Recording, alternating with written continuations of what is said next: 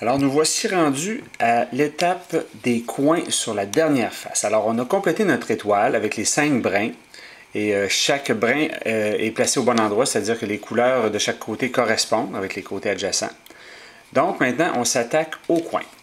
Pour ceux qui sont familiers avec la méthode du 3x3, les yeux fermés, les formules que vous avez à l'écran sont les mêmes que dans l'étape numéro 1, celle où on doit orienter les coins. Alors on va l'appliquer au Megaminx. Et même si vous n'avez jamais fait le 3x3 les yeux fermés, c'est pas grave, c'est très simple, vous allez voir. Alors, ce que cette formule-ci va faire, elle va faire pivoter le coin sur lui-même pour amener le blanc du côté de l'étoile blanche. Donc, cette étape-ci, c'est d'amener tous les coins à leur position sur l'étoile blanche. Ils ne seront pas au bon endroit, mais le blanc va être du bon côté avec l'étoile. Donc, le coin à travailler est toujours celui en haut à gauche, qu'on place de cette façon-ci. Et les formules à l'écran vont servir à faire pivoter le cube, c'est-à-dire on va amener le blanc du côté de l'étoile blanche. Donc, dans ce cas-ci, on doit faire tourner le cube, le coin, dans le sens des aiguilles d'une montre. Donc, dans le sens horaire. Donc, on va faire la formule du haut.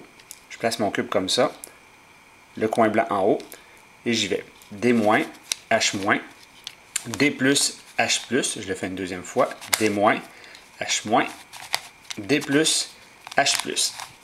Et voilà, mon coin blanc, c'est bien placé.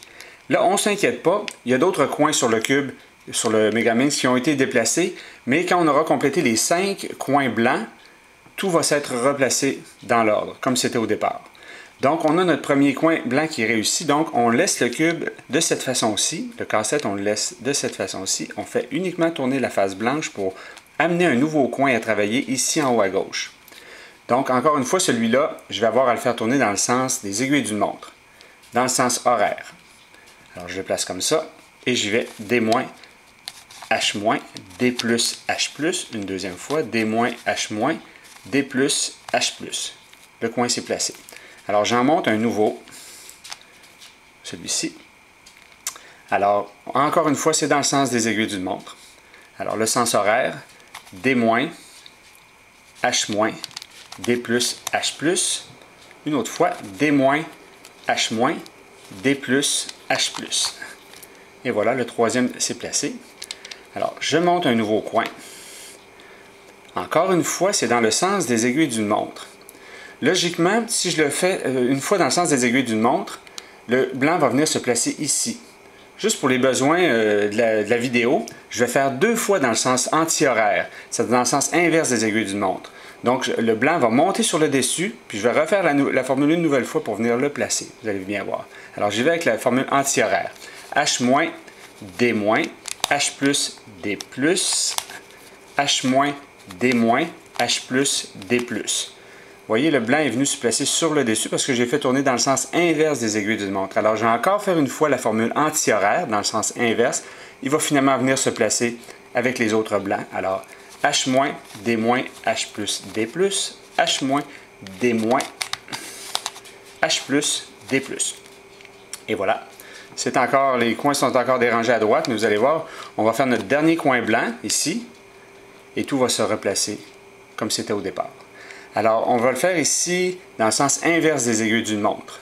Puis même, juste pour vous montrer encore la façon dont ça procède, dont ça fonctionne, cette méthode, je vais le faire 2 fois, parce qu'on a le temps, je vais le faire 2 fois dans le sens horaire, pour vous montrer le déplacement bien comme il faut.